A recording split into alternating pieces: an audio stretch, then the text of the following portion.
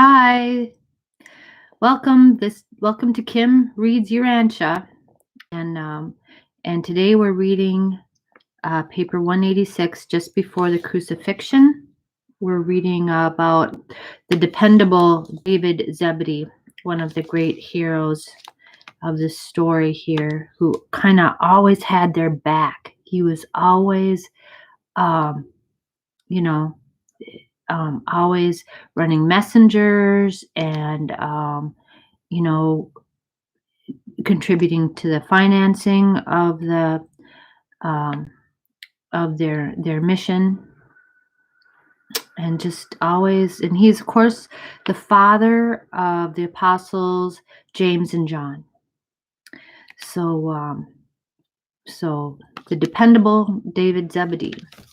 Shortly after Jesus turned over Shortly after Jesus was turned over to the Roman soldiers at the conclusion of the hearing before Pilate, a detachment of the temple guards hastened out to Gethsemane to disperse or arrest the followers of the Master. But long before their arrival, these followers had scattered.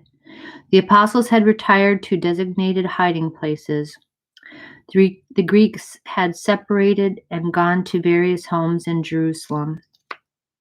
The other disciples had likewise disappeared. David Zebedee believed that Jesus' enemies would return. So he early removed some 5 or 6 tents up the ravine near where the Master so often retired to pray and worship. Here he proposed to hide and at the same time maintain a center or coordinating station for his messenger service. David had hardly left the camp when the temple guards arrived. Finding no one there, they contented themselves with burning the camp and then hastened back to the temple.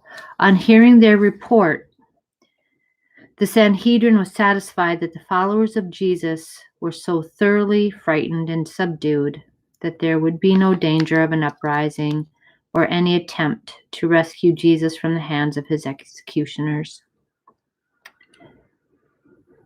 And I think there would have been, but Jesus didn't want that. If Jesus had it all wanted that, but he actively told people, no, don't resist this. Don't resist this. That this is the will of the Father and we shouldn't resist this. So if he would have wanted or even been, yeah, oh gosh. No, not right now. No phone. I'll talk to the phone later. Okay, all right. Okay, so they were at last able to breathe easily, and so they adjourned, every man going his way to prepare for the Passover. As soon as Jesus was turned over to the Roman soldiers by Pilate for crucifixion, a messenger hastened away to Gethsemane to inform David, and within 5 minutes, runners were on their way to Bethsaida, Pella, Philadelphia, Sidon, Shechem, Hebron, Damascus, and Alexandria. And these messengers carried the news that Jesus was about to be crucified by the Romans at the insistent behest of the rulers of the Jews. Throughout this tragic day, until the message finally went forth that the Master had been laid in the tomb, David sent messengers about every half hour with reports to the apostles, the Greeks, and Jesus' earthly family, assembled at the home of Lazarus in Bethany.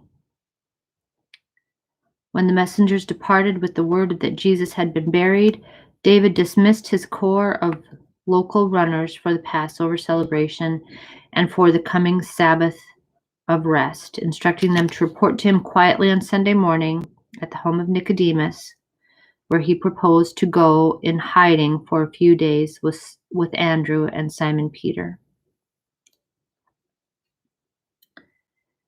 Right. This peculiar-minded David Zebedee was the only one of the leading disciples of Jesus who was inclined to take a literal and plain matter-of-fact view of the Master's assertion that he would die and rise again on the third day. David had once heard him make this prediction, and being of a literal turn of mind, now proposed to assemble his messengers early Sunday morning. So he knows this is going on at the home of Nicodemus, so that they would be on hand to spread the news in case Jesus rose from the dead. So he knows Jesus is going to rise from the dead, yeah. Yep, David soon discovered that none of Jesus' followers were looking for him to return so soon from the grave. Therefore, did he say little about his belief and nothing about the mobilization of all his messenger force on early Sunday morning, except to the runners who had been dispatched on Friday forenoon to distant cities and believer centers.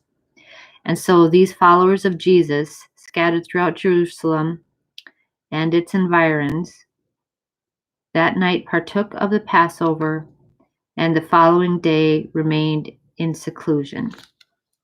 Right. So David set up this like a decoy tent, right? David Zebedee believed that Jesus' enemies would return, so he removed some 5 or 6 tents up the ravine, and where he so often retired to pray and worship. So, and then they came and burned that, and they thought they did something, but no, they didn't stop him. Okay, so David Zebedee knows what's going on. He knows what's up, and he's got his messengers all set, and he's doing all these things without being told. That's important, I think, to note.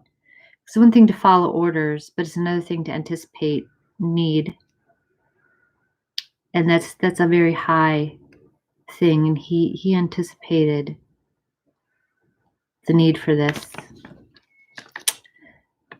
which makes him a real hero, an unsung hero. Most people don't know about what he did.